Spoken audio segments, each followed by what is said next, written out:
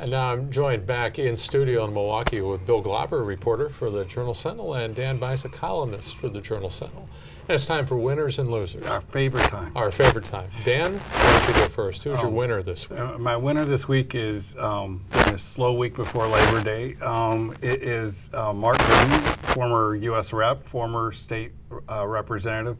He's been a very low-key position for a while, but he's now been named head of foreign aid for the Trump administration. He's one of the nicest guys I've ever had to deal with in all my years of dealing with lots of legislators and lawmakers and so forth. And now he gets a position not in the middle of the tornado of the Trump administration. Far, far away from it. Yeah. So, but it's a good position for Mark to be in. And he said he sort of likes being in the cheap seats, right? Yeah, that's at this right. point. Yeah. So who's your loser?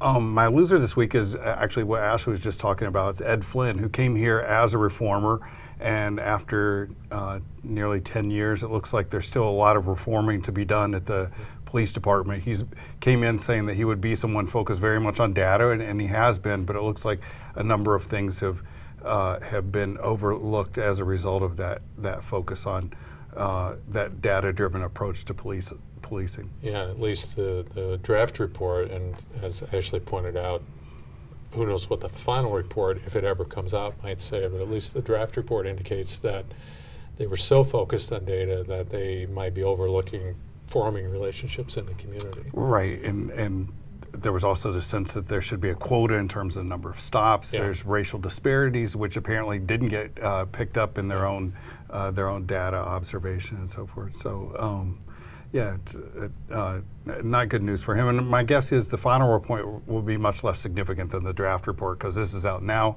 and people are already starting to respond to this. Okay, Bill, who's your loser of the week? Well, Paul Manafort, remember him? He ran the Trump campaign for a while.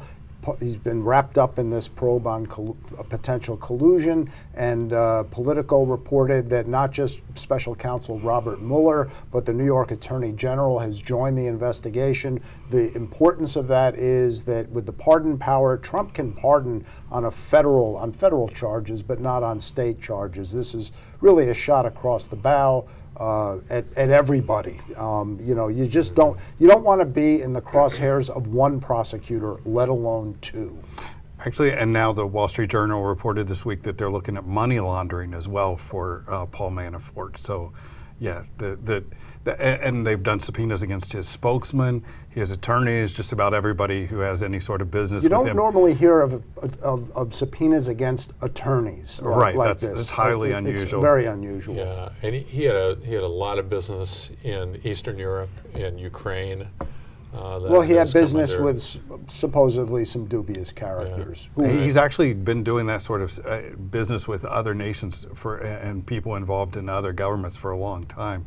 This is just the most recent development of that. So, there's been speculation all along that maybe they're putting pressure on him to try to get him to talk about other deals. Well, that's speculation. We don't know. All I know is I don't want one prosecutor after me, let alone two. And if Paul Manafort calls you, do not return the call.